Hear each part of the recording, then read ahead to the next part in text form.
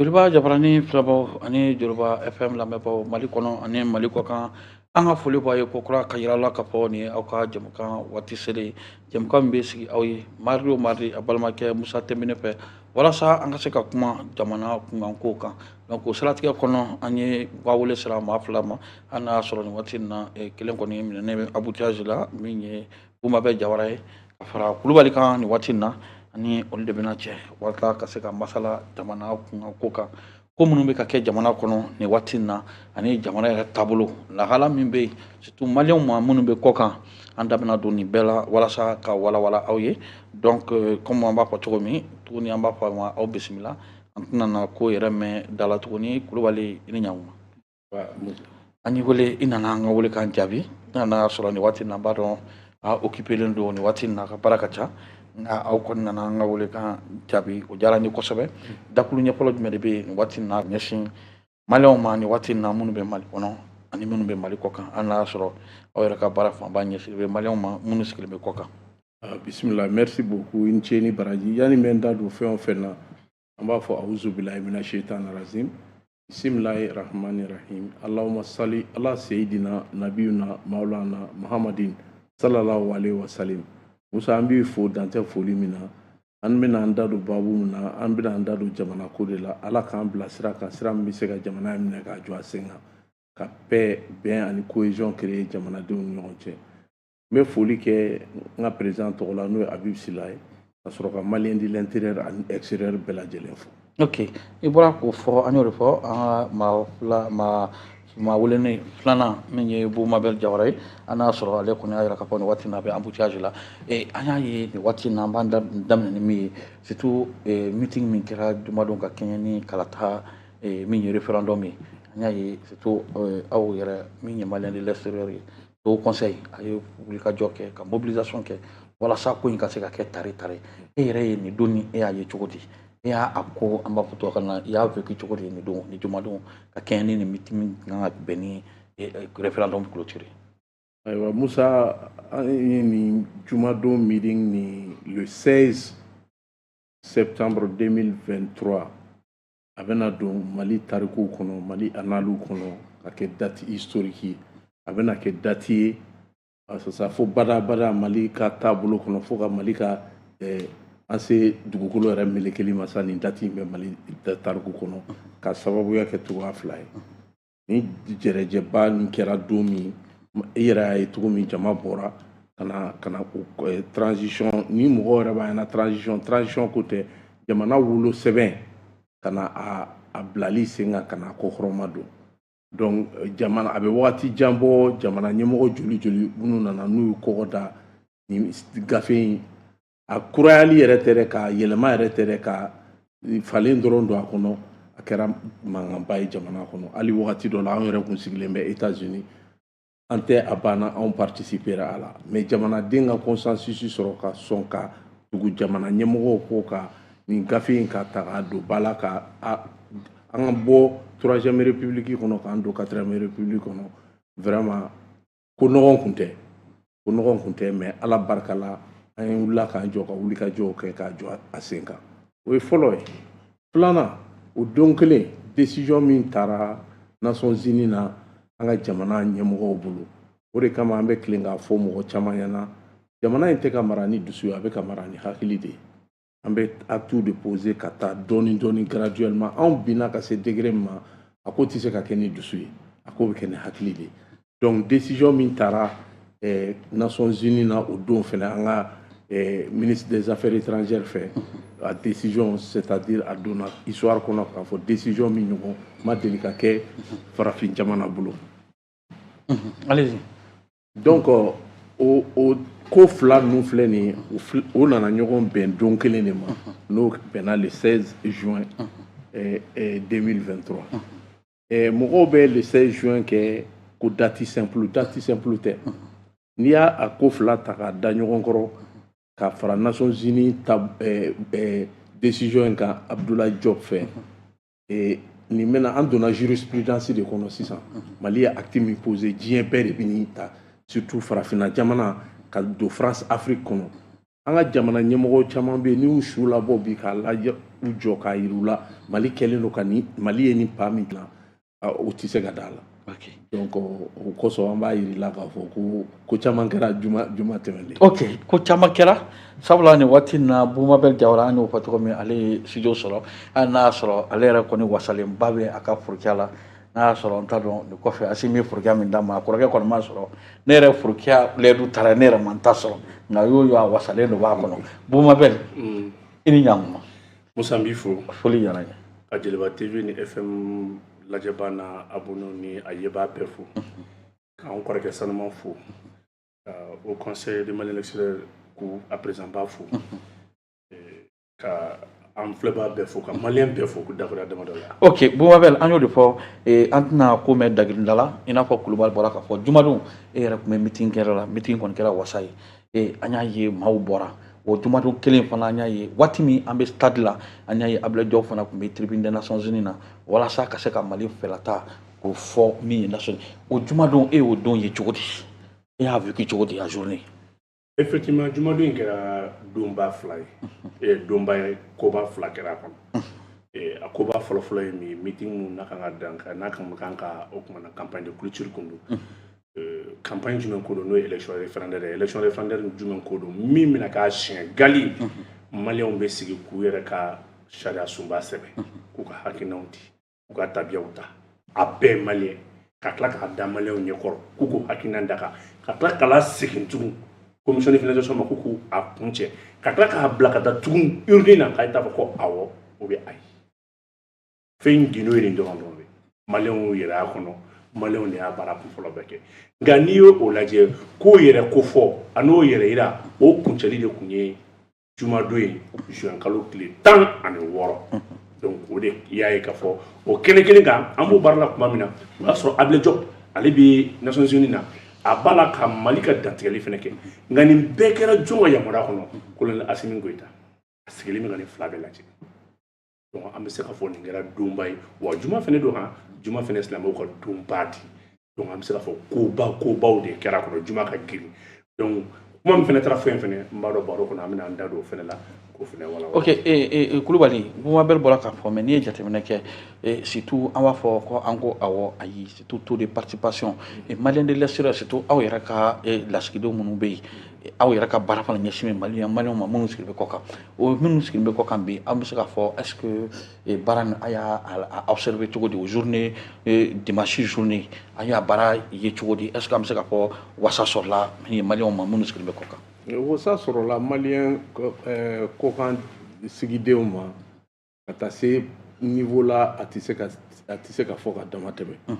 jamana saba yɛrɛ bɛ 100% kɛra comme provisoire don an tɛna se ka kɔn k'an dabila an yɛrɛ ye sinon jamana an ye prédiction minnu sɔrɔ an n'an ka conseil an ka bases bɛ baara on est à peu près à 77 bases an ni minnu bɛ baara la ɲɔgɔn fɛ donc u bɛ don o don u bɛ résultats bila fana mais an kɔni ye résultats minnu sɔrɔ a kɛra wasa ko dan de o dan tɛ wasa min na comme n y'a f'i ye cogo min jamana dɔw tɛmɛna 95% dɔw taara 96 mais ne ka président Habib Sila yɛrɛ ka laɲini a ɲini maliyɛn minnu sigilen bɛ kɔfɛ n'an jiginna ko fɔ vote ma kɛ yɛrɛ ko maliyɛnw ma vote o bɛna n'an sera an jiginna 96 jukɔrɔ o kɔrɔ k'an ma vote bon a sababuya ye mun de ye ni kan ka yira an ka jamana ɲɛmɔgɔw la u ka sababuya ɲini ka jamanadenw ka sɛbɛnw d'u ma mɔgɔ caman de bɛ kɔ kan ni carte biométrique ko bɛ kɛlen don kɔlɔlɔw b'u da la n'u ma se k'u ka sɛbɛnw sɔrɔ ka se ka enregistrer pour que u bɛ voter donc an k'an profiter ni occasion in fɛ anw maliyɛn de l'extérieur an mɔgɔ hakɛ min bɛ kɔfɛ anw ye mɔgɔ 6 ni kɔ de parce que depuis jate bɛ 6 la a bɛ san 2 san 3 bɔ bi donc u ka fɛɛrɛ kɛ ka an dɛmɛ ka se ka an ka sigiden minnu bɛ ko an tɛ sɛgɛn o fɔli la an tɛ ɲinɛ o fɔli la u dɛmɛ ka se k'u ka gafew sɔrɔ cogo min a bɛ olu yɛrɛ jamana ɲɛmɔgɔw dɛmɛ u taabolo la parce que ni wuyi nin a kuma a ye fan bɛɛ labɔ et puis mobilisation était quand même totale. Ok Bumabel an bɔra ka dimanche jɔnw poti fɔ e ye kunnafonidila ye c'est vrai i ye santé n b'a dɔn i yɛrɛ ye kunnafoni récolté nka an y'a ye a yɛlɛla ka fɔ Bamako ko taux de participation ko ka dɔgɔ nka n'i ye jateminɛ kɛ ko bɛɛ bɛ yuguba Bamakɔ nka n'a sera kalata la i bɛ jateminɛ kɛ taux de participation i bɛna sɔrɔ a ka dɔgɔn dɔɔni bon e yɛrɛ ye dimanche journée vécu cogo di est ce que an bɛ se k'a fɔ bi bi in na ko aw tun bɛ ka view massif min laɲini walasa parce que an bɛɛ b'a dɔn vie kɔni bɛ tɛmɛ mais walasa a ka se ka tɛmɛ ni légitimité est ce que e yɛrɛ dalen b'a la k'a fɔ ni kalata min kɛra o bɛna sɔrɔ. Oui, Musa an bɛna fɛn fila de don ɲɔgɔn na min tɛ kelen ye. Kalafili gɛlɛya fɔlɔfɔlɔ kɛra mun ye kalafili sɛbɛn sɔrɔbaliya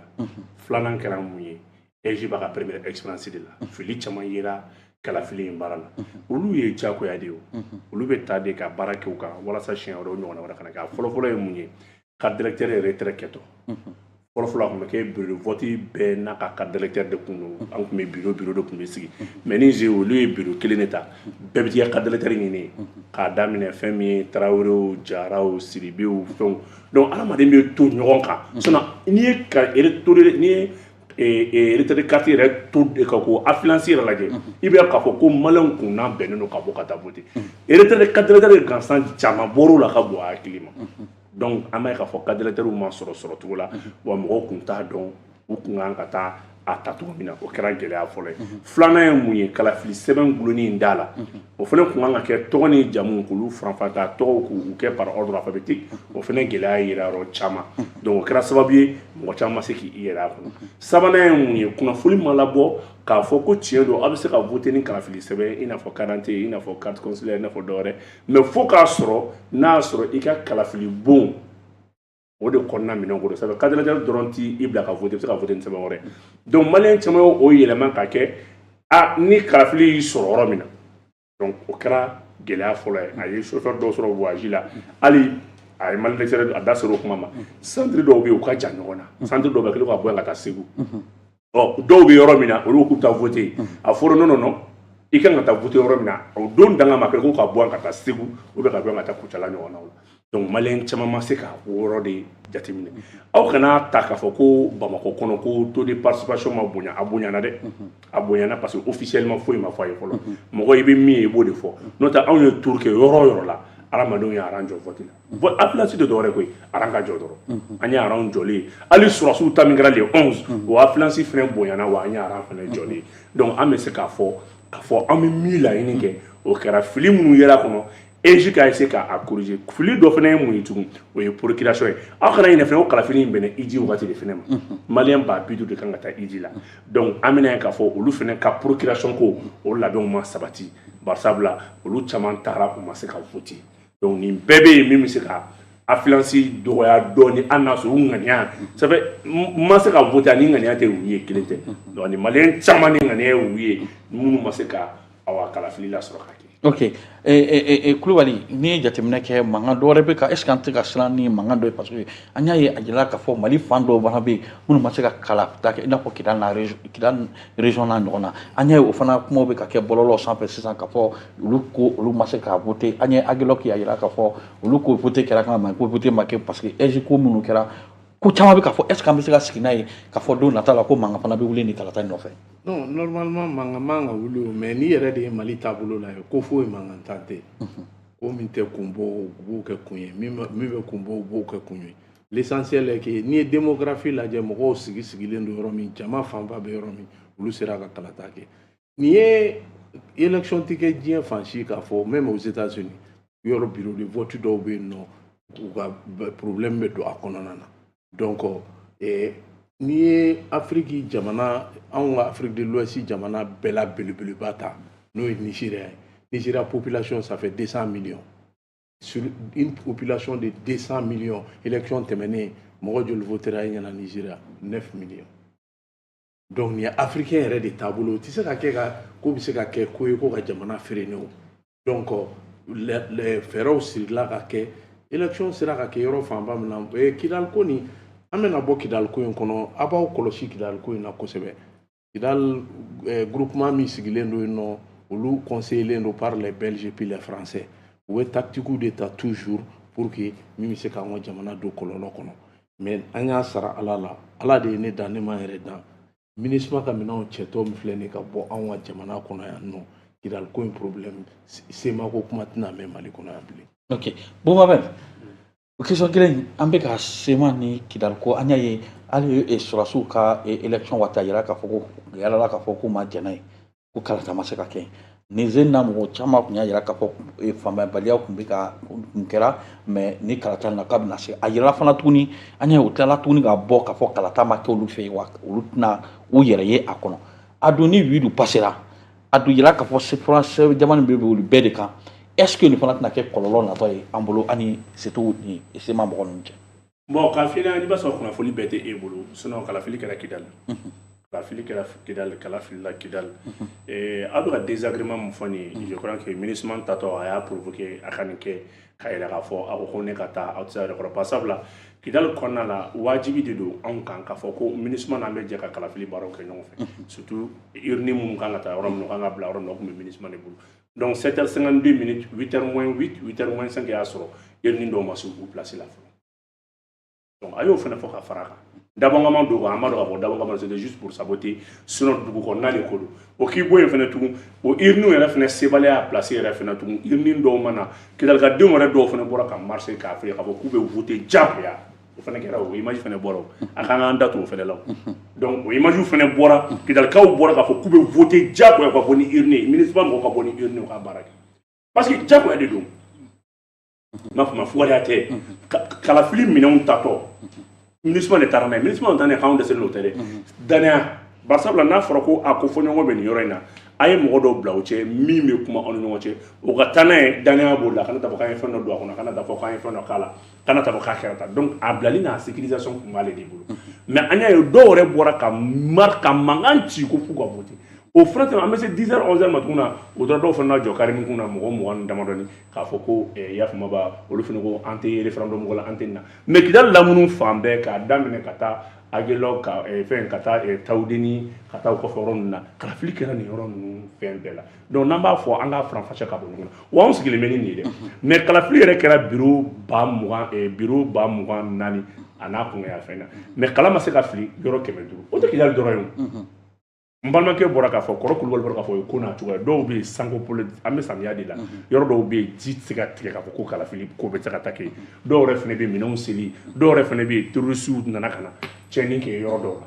bon olu b'a dabɔ kama k'a saboter k'a fɔ parce que nin bɛɛ ye hali bi MINUSMA tagali an k'an cɛ sira fɛ bɛɛ ça fait o bɛɛ de nin réverni ninnu ye diyagoya de ye toujours ka an saboter k'a fɔ wa a b'a fɔ k'a bɛ nin kɛ aw tɛ se ka yɛrɛ kɔrɔ mais alors que olu bɛ yan san 9 nin b'a la ka kɛ kalan école joli kun datugulen don nin ye kalafili dɔrɔn n'i ye ka gouvernement félicité de gouvernement ka première élection de ye nin ye k'a k'a yɛrɛ ye k'a fɛn bɛɛ ta a yɛrɛ ye k'a sécuriser a yɛrɛ ye vraiment on peut dire que l'autonomie des femmes vraiment elle est grande fama Mali armée ye min kɛ nin de ye k'i to kɛlɛ kɔnɔ ka tila ka kalafili fɛnɛ sécuriser i b'a ye k'a fɔ yɔrɔ foyi tɛ yen k'a fɔ ko u sera ka mɔgɔw bali yɔrɔ min na n ye bureau 500 min f'i ɲɛna o bɛɛ n'a ka kun don a bɛɛ tɛ lakarabaliya de dɔw ye jiko ye dɔw ye gɛlɛya wɛrɛw b'olu la donc o de y'an ka rapport ye k'a f'i ye kalafili kɛra Kidali ala sago i sago. ok ala sago tigɛ ala ye mais an bɔra kɔni fɔ sisan Kulubali mais an y'a ye o waati kelen an bɔra k'a fɔ Abdoulaye Diop demandait vraiment MINUSMA ka retrait c'est à dire MINUSMA ka retrait est ce que an bɛ se ka sigi n'a ye k'a fɔ kɔlɔlɔ b'a kɔfɛ est ce que bi bi in na Nations Unies yɛrɛ bɛna sɔn ka taa hali n'a y'a sɔrɔ a fɔra k'a fɔ ni jamana min bɔ accueil olu kɔni y'a demandé officiellement ka taa est ce que an bɛ se k'a fɔ nin fɛn ye min bɛna négociation de dayɛlɛ tuguni Mali ani Nations Unies cɛ walasa chapitre ka se ka yɛlɛma u ka se ka don sen yɛlɛma. I ni ce i ni baraji ka nin ɲininkali in na nin diyara an ye kosɛbɛ parce que an ye expert camanw sigilen plateau kan minnu dɔw ko déclaration simple de do u bɛ taa Nations Unies charge papier ta k'o kalan k'a fɔ ni Nations Unies maintien de la paix nana sigi a bɛ wajibiya i ka accepter ni fɛnw olu ye u bɛ sɛbɛn ta k'a lajɛ mais u tɛ don détail kɔnɔ u bɛ jamanadenw ɲɛ datugu tiɲɛ kan c'est à dire Mali ye stratégie dɔ de adopté c'est pourquoi ni gouvernement in taabolo anw bɛna don tariku kɔnɔ k'a fɔ Mali diplomatie bi il y a pas égal en Afrique min yɛrɛ bɛna se ka sɔrɔ an na o ye Centrafrique ye donc u bɛ baara bɛ ka kɛ ni hakili de ye ani intelligence o ye jumɛn ye fɔlɔ i tun b'a kɔlɔsi pen holder statut tun bɛ Faransi de bolo ka kuma sɛbɛnni kɛ gafe sɛbɛn k'a da tableau kan Afrique jamana francophone bɛɛ tɔgɔ la donc anw de kɛra jamana ni anw ni Centrafrique de kɛra jamana ye min ye o statut ta ka bɔ faransi bolo faransi tɛ se ka résolution sɛbɛn bilen hali ni MINUSMA ka taali kan k'a bɛna wajibi anw kan parce que an tɛna se ka accepter o ye kelen ye vu que faransi tɛna se ka résolution sɛbɛn an tɔgɔ la filanan ni résolution bɛ kɛ vote de bɛ kɛ Nations Unies la les 15 membres permanents la u bɛ minnu wele ko African Tree n'o les 3 pays africains minnu bɛ o 15 membres kɔnɔ o ɲɛmɔgɔya tun bɛ Mozambique bolo i bɛna ye k'a fɔ o la ko anw farafinw an tɛ ɲɔgɔn fɛ an t'a ɲini ka kɛ ɲɔgɔn fɛ olu ye décision ni fɛn minnu ta Mali contrôle la ko kɔnɔna na an y'a ye mais ni vote bɛna kɛ 5 membres permanents min ni droit de veto b'olu bolo ni mɔgɔ kelen sɔrɔ olu la ko y'a ka veto da comment dirais-je contrat tɛ se ka renouveler ni contrat ma renouveler financement tɛ se ka kɛ o kumana u b'u sigi anw fɛ yan illégalité la n'i y'a kɔlɔsi mun ka gɛlɛn kosɛbɛ i ye américain yɛrɛ ka déclaration mais a ko kan ko ils ont pris acte donc bɛɛ sɔnna a ma ninnu ye ninnu tatɔ de ye u ye laɲini min kɛ Mali fɛ dɔrɔn ko k'a kɛ labɛn kɔnɔna na a kana kɛ désordre ye a kana kɛ mankan ni tiɲɛni ye donc ni décision min talen filɛ nin Mali bolo n'i ye ne yɛrɛ ɲininka ne y'a fɔ an ka mɔgɔw ye ka tɛmɛ a kana kɔrɔtɔ a ye to jamana ɲɛmɔgɔ ninnu kɔfɛ ninnu bɛ ka baara kɛ ni hakili min ye n'i y'a jate minɛ Mali ye baara sugu min kɛ nin ko ninnu kɔnɔna la mɔgɔ si Mali tɛ Afrique kɔnɔna tɛ mun tun bɛ se k'i sigi k'a fɔ ko farafin jamana tun bɛ se ka nin jɔyɔrɔ sugu ta n b'a énumérer ka na han Musa i b'a su i nɔfɛ an ye Barkhane labɔ o taara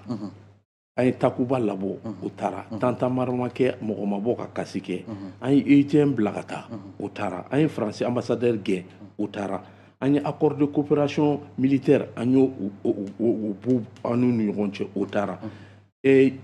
tubabu jamanaw tun bɛ mun kɛ fɔlɔ ka wari di ONG étranger ninnu ma pour que k'an ka jamana déstabiliser an fu siri o dan na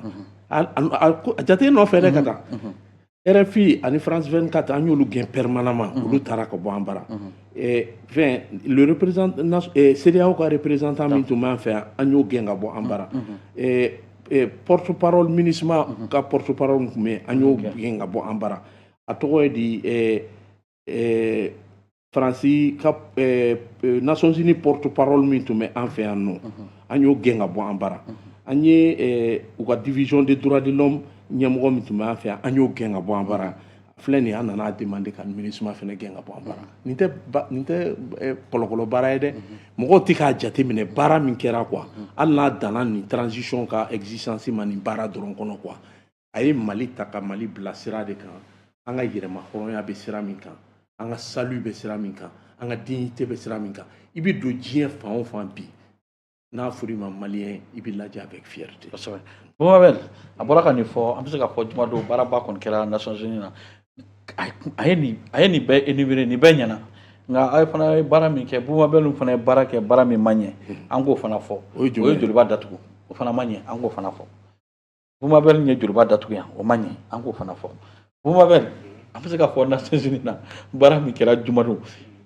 baara effectivement nin sera ka kɛ cogo di baara jumɛn de sigira sen kan parce que e n'an bɛ deli k'a fɔ Faransi tɛna kɛ Mali ka point order ye donc o kɔrɔ ye ko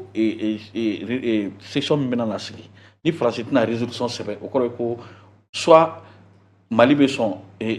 Russie min y'an ka partenaire u ka kuma tɔgɔ la ou bien Chine parce que ni Mali kɔni y'a minɛ Faransi la o kɔni tɛna na sɔn tuguni k'a fɔ États-Unis kɔni ka résolution sɛbɛn an tɔgɔ la nin ko ɲɛna an bɛ se k'a fɔ baara jumɛn de kɛra Abdoulaye Diop fɛ jumadon in na hali n'a y'a sɔrɔ a tun bɛ stade la. I b'a dɔn mɔgɔw an bɛ ka fɛn fila de don ɲɔgɔn na f'an ka bɔ ɲɔgɔn na quoi. Anw tɛ mandat de renouvellement ko la koyi retrait sans délai de fɔra donc o kɔrɔ ko 8 jours min tora nin an t'a ko yɛrɛ de la quoi. Donc non n'a ma a bɛ ka fɛn fila don ɲɔgɔn na Musa n'a ma bɔ ɲɔgɔn na a ka gɛlɛn koyi c'est on n'est plus quand même en fin de mandat de la MINUSMA pour demander encore un renouvellement non an t'o optique kɔnɔ dɛ Mali ko a banna yɛrɛ de an bɛ don min na ko bi ne bɛ kuma i fɛ sisan yɔrɔ min na Mali ni MINUSMA tɛ jɛla foyi ma depuis communiqué in kalan na et c'est tout entré en vigueur n'i y'a mɛn k'i bɛ mandat renouvelé o y'a sɔrɔ n'a fɔ mandat bɛ en cours donc c'est résilié unilatéralement. Le Mali a fait une demande de retrait sans délai. Maintenant, Mali est retrait sans délai pour faire. n'a ko Mali ja kuma to le 30 ka so ka a seba ka résolution kono patali ka porte plainte ba rebulu ka fo bon nte fa ka renouveler en ce moment o ya ntato o vote sera do fait Mali mo kede Mali ko konta la blé redi donc n'a ma ni fla de bon ñona abetana ni sero ka ima États-Unis mo do fo ka be Mali ka décision à respecter ka kla ka uni ministre fait ka fait un retrait de façon coordonnée et pacifique au cours mais sans délai kana to bi en fleur na ko bi ni ministre mo lu bene kana bon il y a vidriti parce que le gouvernement est retiré là-bas katala au cours ministre mais il y a la fin pénale sans gouvernement à la cour au cours le gouvernement préfet chic na barake et le ministre préfet chic na barake au cours le ministre sous-préfet chic na barake au cours le ministre mali administration chic na barake au cours le ministre be dugutigi blom ngoro kuma nyoya la kiki sama ka boala pakani ni fo na mani de fo mandatin tout donc au y a un renouvellement na o ye n'a sɔrɔ dɔ in banna o dɔ in tigɛra de o kɔrɔ n'a sɔrɔ ministre mandat kan ka ban 9 mois après bi a banna e bɛ ka taa ni ne ye sira min kan o ye mandat renouvellement sira de mais ni États-Unis ka communiqué jateminɛ o kɔrɔ Mali tɛ renouvellement kɔrɔ dɛ Mali o kun t'a la dɛ i b'a fɔ ko de façon coordonnée et pacifique coordonnée veut dire quoi a tɛ se ka minɛn bɛɛ cɛ sisan a tɛ se ka conteneur bɛɛ bɔgɔti sisan a tɛ se ka mobili bɛɛ cɛ ka taa sisan a y'a lajɛ de façon coordonnée a de fɛnw ta dɔɔni de a ka délai de grâce d'a ma donc n'a y'aw jɛ renouvellement tɛ dɛ o ye kuma wɛrɛ de an tɛ se renouvellement ye de ni Mali ko Mali bɛ résultat ta ka na a kɔni ka di ne an ka nin k'a kɔnɔ a ka di ne an ka nin bɔ a la a ka di ne an ka nin fara kan en ce moment an bɛ taa renouvellement de la an t'o la dɛ an tɛ hakinan di hakinan t'a la an t'a la yɛrɛ de an t'a la. Non, mais est-ce que oh, mais voilà, quoi, parce que moi, parce que les résolutions, selon maintenant, ministre, Nations Unies, secrétaire général, et nouveau format, pour reconfigurer, vous voyez qu'à force spéciale, qu'à ministre, au lieu d'avoir 13 000 militaires, 1800 policiers, non, pour avoir là, pour avoir force spéciale, vous voyez, quand on a fait une mission politique basée sur Bamako, mais à date de attendre de me fouiller là. On a une forme de la Maliko Ekani, Nitaki Nandea. Ou bien, normalement, nous sera le 30 mois, depuis le 29 Mali devrait faire une résolution. Car ok, ne ma son Ekanima, ne son Ekanima, ne ben de fait, à Kadna Kaketa ou à Kadna Neta la blé. En tout la oui. Maliko de Konta la yere. Ça va Hakina fouiller là. A fini d'eau, à Jelen d'eau,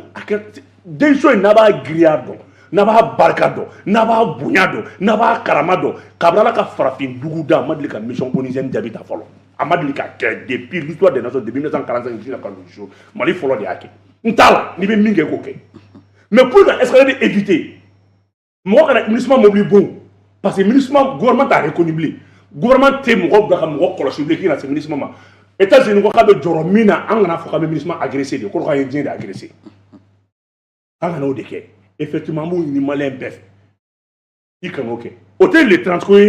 hôtel le 1er juillet ko o ye même 6 mois après ministre de ba on jabi sisa ka pa be ka ci awo ako ka tene ka kola atato aka kalona ndia menga minonta atato aka kalo fladia menga minonta Atato nganinke yani watite en ce moment avec moi ça c'est un délai de grâce. Au délai de grâce kono madatine minenche de bi. Ale de be na fosi ça Mali armée de ministre cadré ça. Aba ta voter ngani akwa ko dia ogulu. Droit de vote ni sona mawo abeta tawo ni sona ma ni ma soma o be kuma already ante résolution ante fo ka anta la already. Aywa kulubali wati be ka termata an n'a sɔrɔ baro jɛra Bumabel kɔni ye nin kuma fɔ mais ne nin bɛɛ jate minɛ sisan an bɛ se k'a fɔ nin ko ninnu bɛɛ bɛ ka kɛ ni ala y'a kɛ sisan parce que an b'a dɔn déjà Bumabel yɛrɛ delila ka fɔ n ye ko n kana fɔ ni ala y'a kɛ ko fɛn min kɛlen don a banna nin passera ka ban donc nin waati in na an bɛ se ka sigi ni mun ye jamana mara kɔfɛ parce que mɔgɔ caman bɛ k'a jira caman bɛ ka kɛrɛn min na o ye président yɛrɛ ka candidature ye k'a fɔ ni constitution tɛmɛna bon ni constitution kɔni n'a tɛmɛna sisan i n'a fɔ an bɛ cogo min i bɔra k'a fɔ sisan a ko bɛna mara a ko bɛna kɛ cogo di ko bɛna diya cogo di sisan parce que an bɛna don 4e république de kɔnɔ. Ayiwa merci effectivement an bɛna don 4e république de kɔnɔ ni constitution tɛmɛna an tɛna fɔ yɛrɛ n'a tɛmɛna oui tɛmɛna nin constitution in tɛmɛli de bɛna jamana yɛrɛ ka yɛrɛma hɔrɔnya segin a ma fɔlɔ an tun bɛ taabolow kan an tun bɛ constitution kɔnɔ an tun tɛ an yɛrɛ ka taabolo kan fɔlɔ ni debaw kɔnɔ n'a y'a fɔ k'u ye faransi 1958 constitution de ta ka na couper coller k'a la dɔw y'a fɔ an ɲɛna débat dɔw la yan ko hali o constitution kelen élément dɔw de talen don ka don nin kɔnɔ misaliya la charte de kurukan fuga dilannen diɲɛ pays développé bɛɛ na n'i ka misaliya ta charte de kurukan fuga de ta ka sɔrɔ k'u ka taabolow ta ka don a kɔnɔ o tɛ baasi ye o an ka taabolow de tara sisan ka don constitution kɔnɔ sonyani yurugu jamana wari détournelen hali jamana dugukolo a bɛɛ sisan gouvernement de ta ye an ye ko caman essayer démocratie wagati in tɛmɛnen na an nan'a ye k'a fɔ ko vraiment a ma kɛ an ma hɛrɛ ye hali ni constitution kɔnɔ article 34 bɛ an na segin président Assimi Goïta ye principe saba mun demandé a bɛ wajibiya jamana ɲɛmɔgɔ kan a bɛ constitution de kɔnɔ i ka jamana mara n'o taabolo de à savoir la souveraineté, à savoir le choix stratégique, à savoir l'intérêt supérieur des Maliens, car article et car de constitution qu'on a une constitution qu'on a. On bana un yɛrɛ de la, mais n'i y'a fɔ mɔgɔ caman u tɛ se k'a faamuya. An minnu ye tubabu jamana kɛ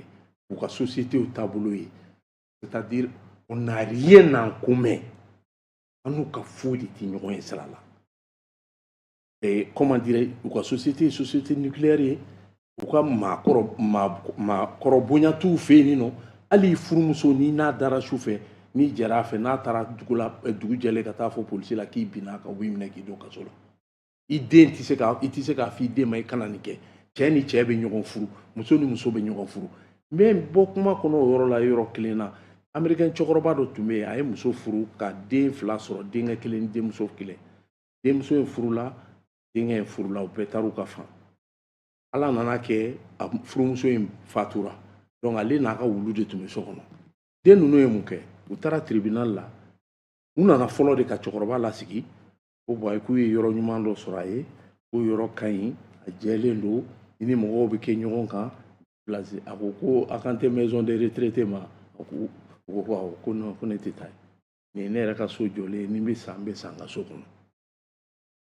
i b'a dɔn den ninnu taara tribunal la décision passé denw ka faveur la ko cɛkɔrɔba ka bɔ a ka so kɔnɔ a ka yɛlɛma maison de retraité la a n'a ka wulunin a y'i sigi a don laban ko a ka wulunin ma donc ko a tora e ni ne de ma sisan mais hali e yɛrɛ sɛnɛ n tɛ se ka e ta ka taa ni ye maison de retraité la est-ce que ça c'est notre vie est-ce que ça c'est notre valeur an ka segin an ma an ka k'an yɛrɛ ye quoi n'an seginna an ka valeur ancestrale ma dɛ mɔgɔ m'a fɔ ko ka taa charte de kurukan fo ka ta ka na da table kan dɛ ko minnu b'a marcher a kɔnɔna na ani an filɛ monde moderne min kɔnɔ an yɛrɛ k'an ta an ka k'an yɛrɛ ye min diyara nin constitution in na tɛnbinen an yɛrɛ de maliyɛnw de y'u sigi an ma expert sara mɔgɔ dama don a kuma la n'a ɲɛna a ɲɛna an bolo n'a tiɲɛna a tiɲɛna an bolo mais anw maliyɛnw yɛrɛ de sigira ka nin gafe in sɛbɛn. Ok bu ale bɔra k'a fɔ n'i ye jateminɛ kɛ nin ko in na an bɔra k'a fɔ ni bi kɔni bɛɛ bɛn'a la k'a fɔ bi kɔni bɛ tɛmɛ nka nin waati in na an bɛna na ça veut dire jamana ni nin tɛmɛna sisan ko tɔw bɛna laban cogo di puisque an yɛrɛ y'a ye an ka cɛkɔrɔba yɛrɛ min bɛ yen imam y'a jira k'a fɔ nin fanga ko in ko nin ko banna ka kɛ n'a ka meeting laban ye. Makɔrɔba tɛ ala teri ye mais ani ala mɛna ɲɔgɔn fɛ i b'a ye k'a fɔ an ka dugawu kɛ ala ka jamana basigi ko bɛɛ danbe ko bɛɛ la ko bɛɛ bandow fɛnɛ bɛ yen fɛnɛ tun i ko jamana bɛna mara cogo di an ka taa ka tɛmɛ république de la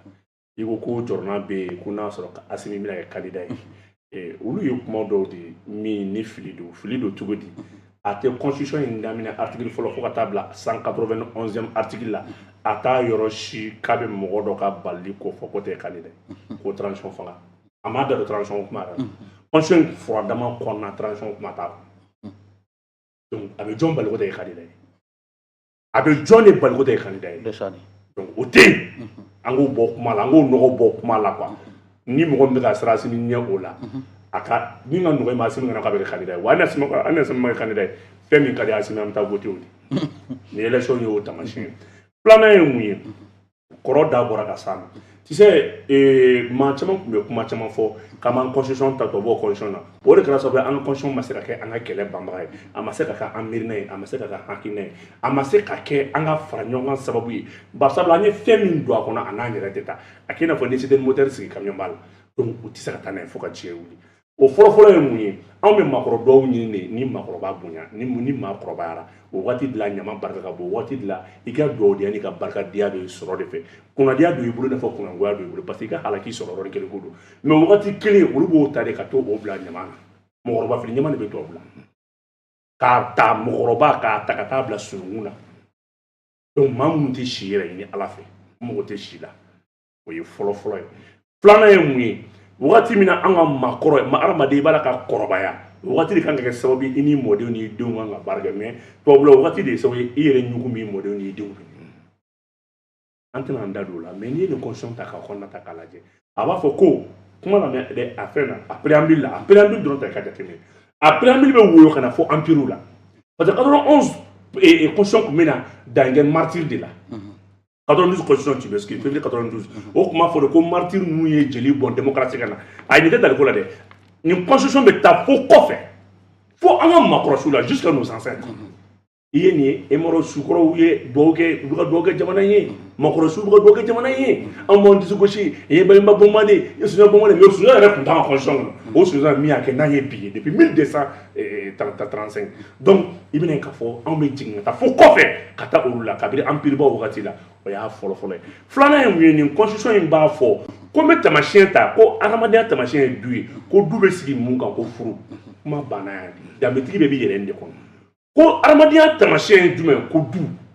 a y'an ka tamasiyɛn ta du la du tɛ k'a fɔ ke aw cɛgana duuru taara du ta k'o ko tɛ dɛ aw musokɔnɔ duuru ta du ta k'o ko tɛ dɛ i kɛntɛ i ka soden kelen ta k'o ko tɛ dɛ e tɛ du ye ko jɔn ye du ye ko cɛ ni muso ko cɛ ni muso fana cɛ ni musoya ni jɛnɛya sira fɛ k'o fana tɛ dɛ ko f'a ka sigi furu kan a bɛ préambule kɔnɔ i bɛ mun de y'i bilen tugun diɲɛlatigɛ la n'i ma kɛ silamɛ kɛ danbetigi n'i ma kɛ chrétien kɛ danbetigi n'i ma kɛ dɔwɛrɛ kɛ danbetigi diinɛ fɛn fɛn donna n'a ye nɔgɔya sɔrɔ parce que a y'a sɔrɔ danbe bɛ mɔgɔw la o ni diinɛ bɛ jɔ fɛn caman na donc k'a f'i ye ko mara foyi tɛ yen ni hɛrɛ tɛ Musa ani karama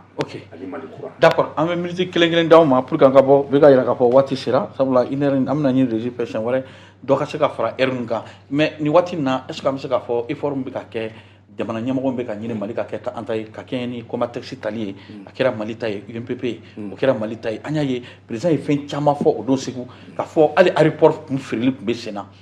est ce que nin bɛ ka yira k'a fɔ ni jamana ɲɛmɔgɔ ninnu u bɛ fɛ tubabuw kun ye minnu brade Mali ka se ka ka entreprise sɔrɔ pour que maliyɛnw ka se ka balo a la. n ko de kama ko jiyamayɔrɔ ye miniti kelen o de y'a jiyamayɔrɔ ye parce que n'i ye président yɛrɛ ka kuma lamɛn ni président tun b'i da don na ni ko bɛɛ kɛra k'a sɔrɔ maliyɛnw t'a kalama a ko bɛɛ dabirila maliyɛnw et puis c'était les commis de l'état minnu ye jamana ka patrimoine caman de ta ka approprier k'a k'u yɛrɛ ta ye nin b'a yirila de k'a fɔ an dontɔ filɛ nin 4e république min kɔnɔ ani jamana ɲɛmɔgɔ min y'an ta k'an ɲɛsin a sira kan jamana b'a ɲɛmɔgɔ de ta k'a lajɛ ni ɲɛmɔgɔ tilenna dɔrɔn ko caman bɛ nɔgɔya jamana kɔnɔ ni ɲɛmɔgɔ tilenna dɔrɔn ko caman bɛ nɔgɔya jamanadenw ma ni président ye taabolo la i k'a lajɛ i b'a ye k'a fɔ c'est quelqu'un qui est désintéressé à la matière qui est désintéressé au matériel a ko tant que ni maliyɛnw na aw ma lafiya anw tɛ sunɔgɔ an bɛ nin mɛn an ka jamana ɲɛmɔgɔ da kɔnɔ dɛ o tuma na n bɛ min f'i ɲɛna siga bɔ angoisse kɔnɔ anw tɛ tubabu jamanaw ye k'a fɔ anw sigi bolo ou bien anw ye fantan jamana ye k'an sigi bolo b'an kɔnɔna fili nous sommes anw ye état nation de min daminɛna du kɔnɔ ka na kabila kɔnɔ le Mali est un pays extrêmement riche ni ne bɛ se ka n'an permis an ka jouir an ka potentiel la an ka jamana. Ok Bumabel miniti kelen.